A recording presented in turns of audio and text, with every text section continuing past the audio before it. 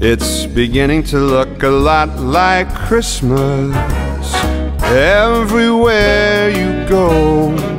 Hi, I'm Rochelle Butler and welcome to another episode of Eat, Move and Be Healthy. I'm here in the UK Surrey countryside in this beautiful kitchen with one Donna Kraus. Hi, Donna. Hi, Rochelle. All right, so we're going to now look at these Brussels sprouts you promised me I'll enjoy.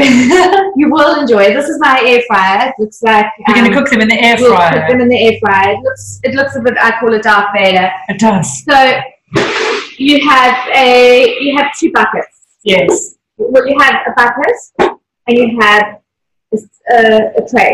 People think it's for low fat cooking. Oh, because you're just not steeped in the oil. It's not steeped in. So yes, it does have that to it as well. Not that I'm afraid of cooking in fat. I'm happy to use but that. For me, using alternative products and alternative flours sometimes doesn't crisp up.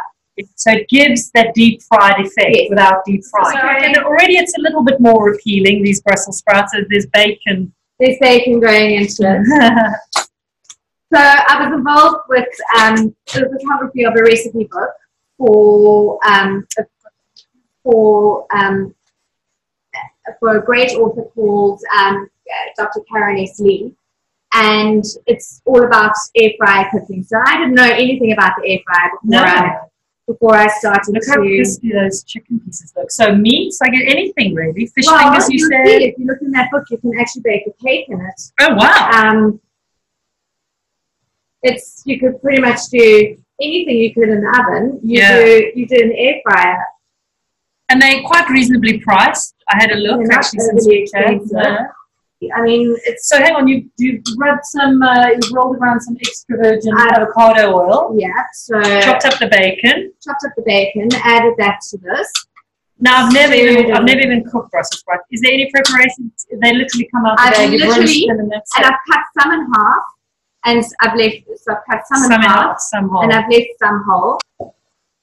Okay, and then how much bacon you've used? About 6 slices? About 4 slices. 4 slices. This recipe is in the recipe book. Okay.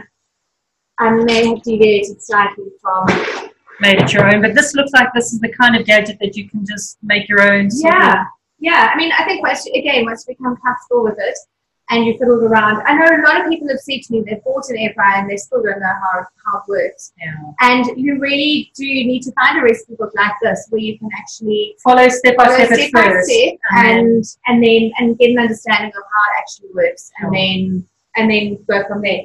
I mean, I cook sausages, you can cook a steak in here, you can break the chicken pieces. Yeah. It really is, and then I just put my trays in the dishwasher.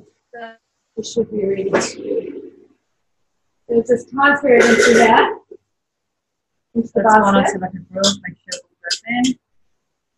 Spread it around evenly.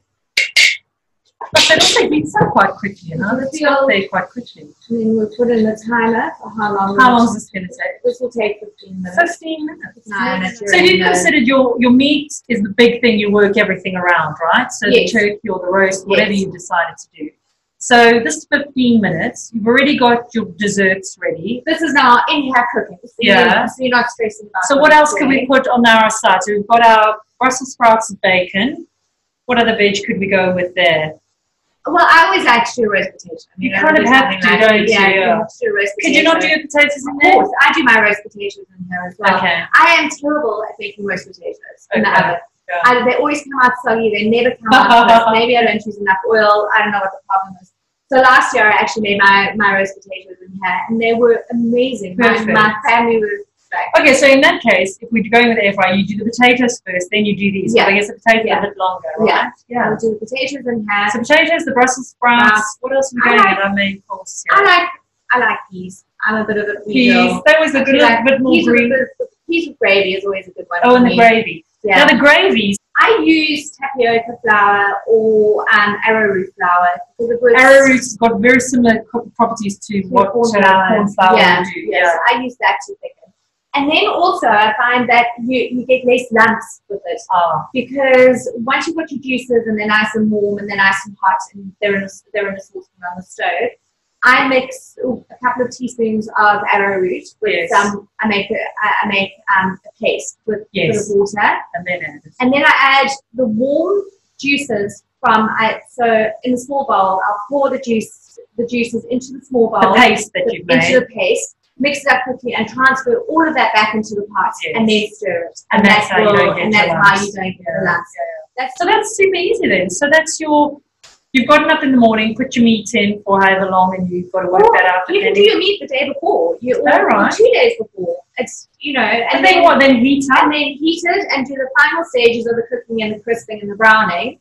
Oh, right. So you're stopping just before that point. You're stopping just before there. You cool it down, you wrap it in foil, pop it in the fridge, and then you can whip it out a day or two. You can whip it out on Christmas morning, and you can carry on finishing the cooking process. Okay, so the time is done on those. It smells good.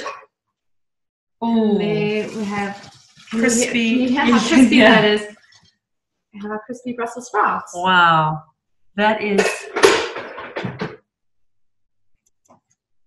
That's like bacon infused. Bacon infused. Isn't it? That came out really crispy. Yeah. So quick as well. Now, this is so different to what I had growing up, because I had, I don't know if you had boiled Brussels sprouts. Boiled, wet, soggy, mini cabbages in a way. And it was sort of a hold the nose and try to get it down. This changes the whole Brussels sprout. I'm converted. Well done. I am sold on that. That's great. Thanks so much, Donna. And we'll definitely chat to you again. We'll be doing some more, I think, on free from cooking again. Perfect. So allergy cleansing. Thanks so much. It's beginning to look a lot like Christmas everywhere you go. Take a look in the 5 and 10, glistening once again with candy canes and silver lanes aglow.